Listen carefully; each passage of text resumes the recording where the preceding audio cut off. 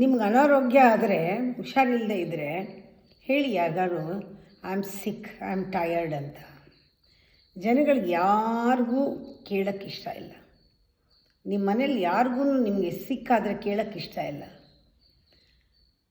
ಸ್ವಲ್ಪ ವಿವೇಕ ಇರೋರು ಹೇಳ್ತಾರೆ ಅದು ನೀನೇ ಮಾಡ್ಕೊಂಡಿರೋದು. ಅವ್ರ ಕಾರಣ ಗೊತ್ತು. ಅವರು ಅಯ್ಯೋ ಪಾಪ ಅನ್ನಲ್ಲ, ಬೈದು ಬಿಡ್ತಾರೆ, ಬೈದು ಬುದ್ಧಿ ಹೇಳ್ತಾರೆ. ನಿಮಗೆ ಯಾವಾಗ ಬೇಸರ ಆಗುತ್ತೆ ಅಲ್ವಾ?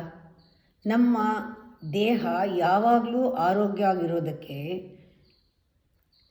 ಪೇನ್ ಇರುತ್ತೆ, ಹೆಡ್ಡೇಕು, ಪೇನು ಎಲ್ಲ ಸಿಂಪ್ಟಮ್ಗಳು. ಅಲ್ಲೆಲ್ಲೋ ಊದ್ಕೊಳ್ಳುತ್ತೆ, ಅಲ್ಲೆಲ್ಲೋ ನೋವುತ್ತೆ, ಅಲ್ಲೆಲ್ಲೋ ಎಳೆಯುತ್ತೆ, ಇದೆಲ್ಲ ಸಿಂಪ್ಟಮ್. ಅದು ಸಿಂಪ್ಟಮ್ ಕೊಡ್ತಾ ಇದೆ, ಅದೇನೋ ಹೇಳ್ತಾ ಇದೆ, ಮೆಸೇಜ್ ಕೊಡ್ತಾ ಇದೆ, ಅದೇನೋ ಹೇಳಕ್ಕೆ ಹೋಗ್ತಾ ಇದೆ. ಸುಮ್ಮನೆ ಕೂತ್ಕೋ, ಕೇರೆ ಮಾಡಲ್ಲ, ಅಲ್ಲಗಳಿತೀರಾ, ಪೋಸ್ಟ್ಪೋನ್ ಮಾಡ್ತೀರಾ, ನಾಳೆ ನೋಡ್ಕೊಳ್ಳೋಣ, ಬಿಟ್ಟು ಹಾಕು ಅಂತ. ದೊಡ್ಡದಾಗೋವರೆಗೂ ಸುಮ್ಮನೆ ಕೂತಿರ್ತೀರಾ? ನಾ ಹೇಳೋದಿಷ್ಟೇ, ನಿಮ್ಮ ಮನಸ್ಸಿಗೆ ಎಷ್ಟು ಶಕ್ತಿ ಇದೆ ಅಂದರೆ ನಿಮ್ಮ ದೇಹನ ಸಿಕ್ ಮಾಡಿದೆ, ಅನಾರೋಗ್ಯ ಮಾಡಿದೆ, ಅಷ್ಟು ಶಕ್ತಿ ಇದೆ. ಅದನ್ನು ಹೀಲ್ ಮಾಡೋಕ್ಕೆ ಶಕ್ತಿ ಇಲ್ವಾ ಅದಕ್ಕೆ? ನಿಮ್ಗೆ ಅರ್ಥ ಆಗಬೇಕಿದು.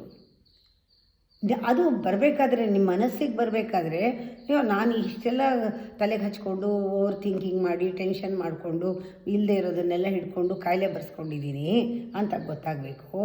ನನ್ನ ಮನಸ್ಸಲ್ಲಿ ಯೋಚನೆ ಮಾಡಿದ್ದಕ್ಕೆ ಬಂತು, ನಾನು ಯಾಕೆ ಹೀಗೆ ಮಾಡ್ತಾಯಿದ್ದೀನಿ, ಯಾಕೆ ಹೀಗೆ ನಾನೇ ಮಾಡಿದ್ದು ಅಂತ ನಿಮ್ಗೆ ರಿಯಲೈಸ್ ಆಗಲಿ. ಬೆಟ್ ತಕ್ಷಣ ಹೊರಟೋಗುತ್ತೆ. ನಿಮ್ಗೆ ಗೊತ್ತಾಗತ್ತೆ ನನಗೆ ಎಷ್ಟೊಂದು ಪವರ್ ಇದೆ. ರಿಯಲೈಸ್ ಮಾಡಿಕೊಂಡ್ರೆ ಪವರ್ ಬರೋದು. ಒಂದು ಸಲ ಅರ್ಥ ಮಾಡ್ಕೊಂಡ್ಮೇಲೆ ಆ ಪವರು ನಿಮಗೆ ಜಾಸ್ತಿ ಮೆಡಿಟೇಷನ್ ಮಾಡೋಕ್ಕೆ ಶುರು ಮಾಡ್ತೀರ. ಸ್ಪಿರಿಚುವಲ್ ಆಗ್ತೀರಾ ಅಲ್ಲ, ಸ್ಪಿರಿಚುವಲ್ ಆಗೇ ಇದ್ದೀರಾ, ಗೊತ್ತಾಗತ್ತೆ ನಿಮಗೆ. ಹೌದಲ್ವಾ, ನನ್ನ ಸ್ಪಿರಿಟೇ ಎಲ್ಲನೂ ಕೆಲಸ ಮಾಡ್ತಾ ಇರೋದು, ಇನ್ಯಾರೂ ಅಲ್ಲ ಅಂತ.